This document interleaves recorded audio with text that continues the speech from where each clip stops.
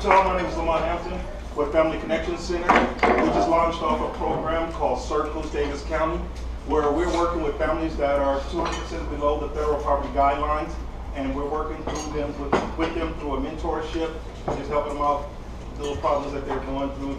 A lot of our mentors have come from this group. I really thank this group. It's been a lot of help, and I brought our coordinator out, Jesse Checkman, and he's going to help us with this presentation today. Hello, my name is Jesse Checkman. Like Lamont said, I'm the coordinator.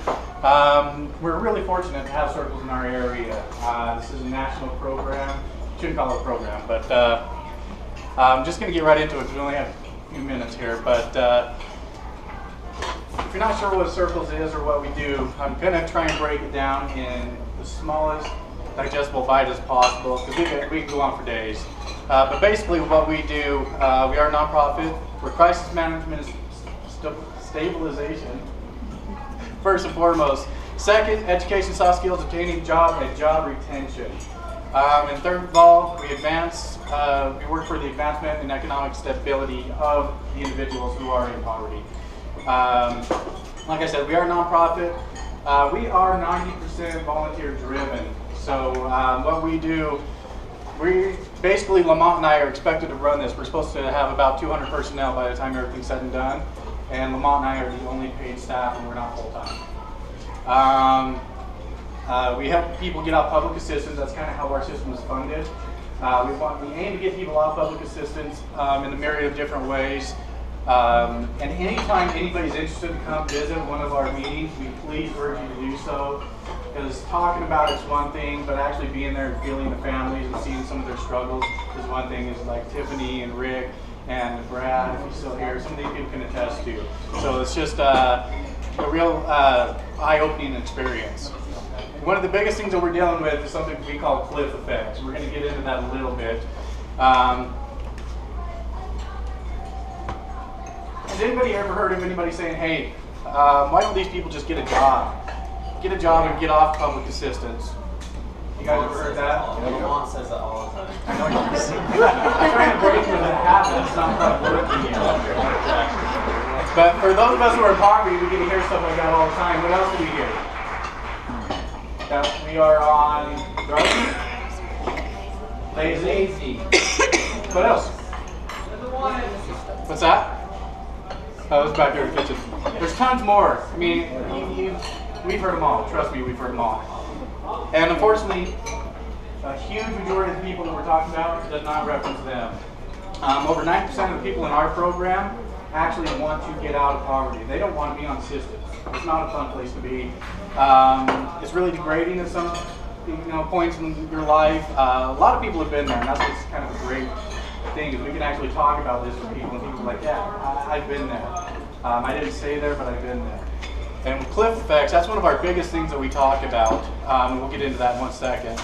But just for Davis County, the county that we're in right now, total population, this is a little dated, it comes from 2014 census, 311,886 people. If anybody had to guess, how many people would say, what's the number of children that are in poverty in Davis County? That leaves 11,000 adults. We're definitely in Utah.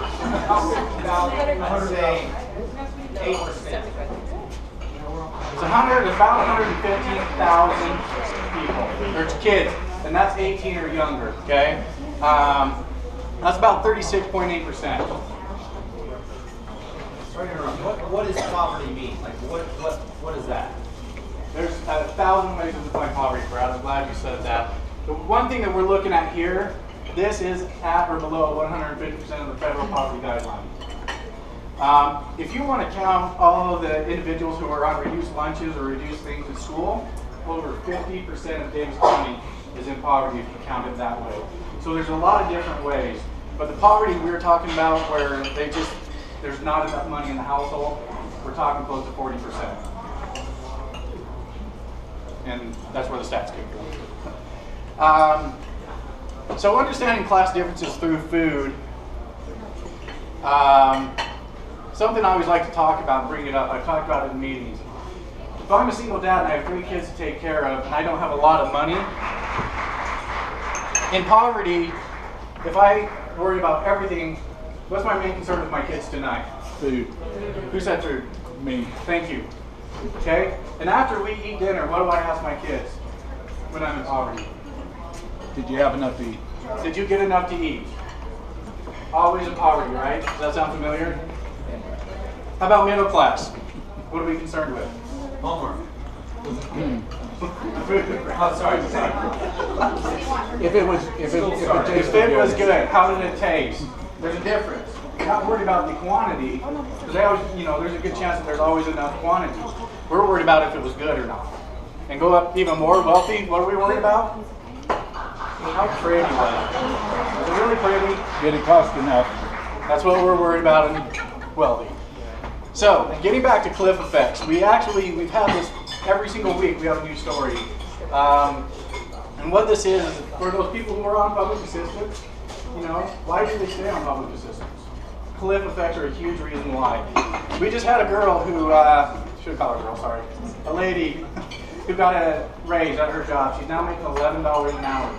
She got kicked off all of her benefits. 100% of her benefits just like that. And actually we're going to get into her story. But that's kind of what a cliff effect is, where you reach a certain monetary amount. We had a lady in Provo lose $600 over a nickel raise.